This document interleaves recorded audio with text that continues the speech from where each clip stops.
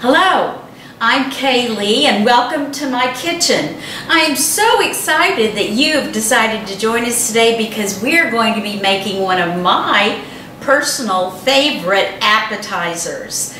Yes, stay tuned so you'll know how to make crispy bacon tidbits, the way to any man's heart. Let's get started with this recipe now. You will need some ingredients that you probably already have in stock, which is another great thing about this recipe. You don't have to make a special shopping trip. We will start out with a pound of bacon.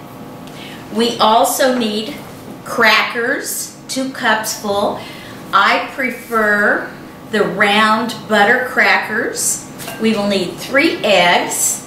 We will need vinegar, dry mustard, and red pepper. And of course, we're going to be using Philadelphia cream cheese. That will just be the perfect touch to making this appetizer company perfect.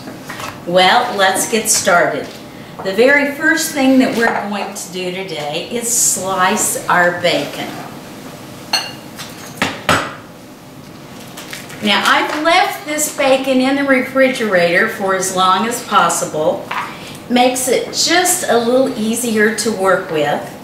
Right now we are deciding on the size of our tidbits. We can make them lady size by cutting this into 4ths, or we can make it man size by cutting the slices of bacon into 3rds. As you can see, I've decided to make it lady bites today. We finished slicing our bacon into nice little lady-sized pieces, and now we need to make our cream cheese mixture. So we have cut 2 tablespoons of softened cream cheese, softened to room temperature. We are adding 1/2 teaspoon of dry mustard. We are adding 1 1/2 teaspoons of red pepper. And we are adding 3 1/2 teaspoons of cider vinegar. The next thing we're going to do is cream together all these ingredients. Now, if you want to, you can get out your electric mixer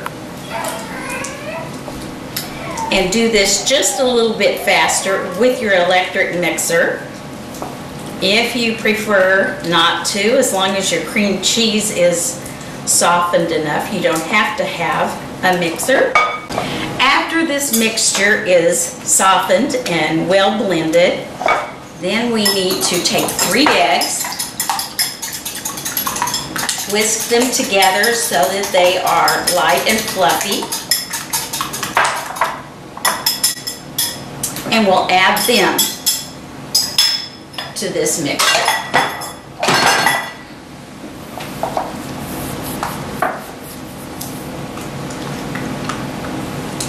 We continue stirring until everything has made a nice smooth mixture. After you've mixed this up, it should be very smooth, should have no lumps in it, and we are going to be putting this on as a pre-coating to our cracker mix. We need about 2 cups of crushed crackers. I know that sometimes it's easier to do it in a blender. However, I want my cracker crumbs to be just coarsely crushed, and sometimes a blender gets them a little too crushed for this recipe. Okay, we're ready to go to work now. We take a piece of the bacon,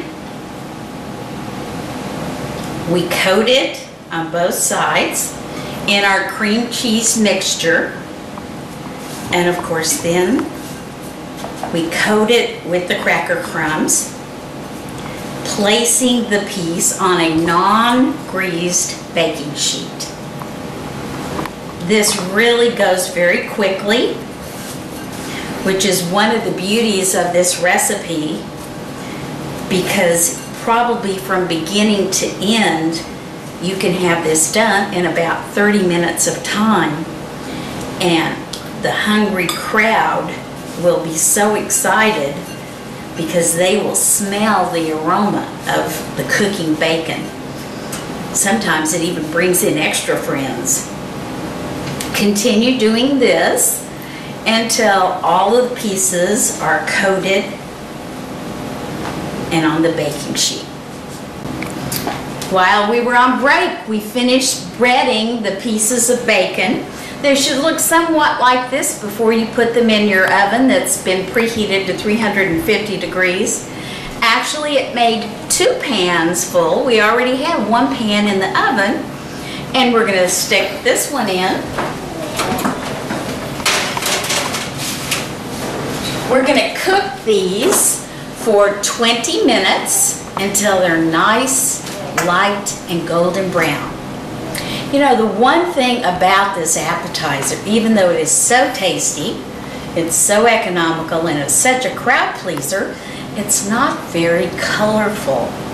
So let's work now on making a garnish that is going to go right hand in hand with the aroma that this appetizer gives off.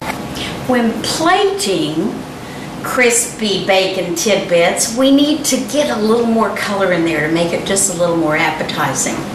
I would suggest, first of all, maybe a plate that has a lot of color. Now, as you can see, this is a Christmas plate, but you know, you can even use that if you very craftily covered up the holly, and then you just see the very pretty red bows. One of the things that I like to do to garnish this dish is to use lettuce and tomato. So I love the look that curly lettuce gives, and then we cut shapes in the tomato, and we will be placing that on top of the finished dish, which gives it just a little bit of color, and better yet, makes it taste exactly like a bacon, lettuce, and tomato sandwich, only better.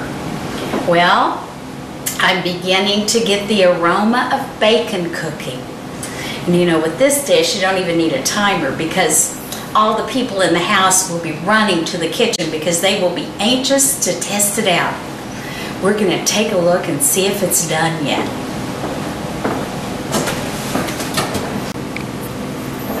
Well, the timer just went off and our appetizer is done. This is basically what it should look like when it comes out of the oven. A nice light brown, very crispy. And now we are going to plate this beautiful appetizer. We put it on our serving plate.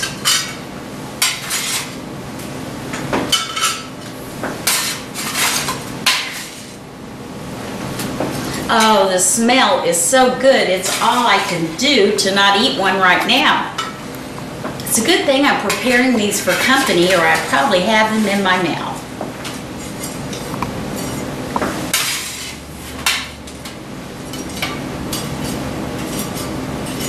There we go. We're going to add just a little bit of garnish, and I have chosen curly lettuce that I've just torn apart.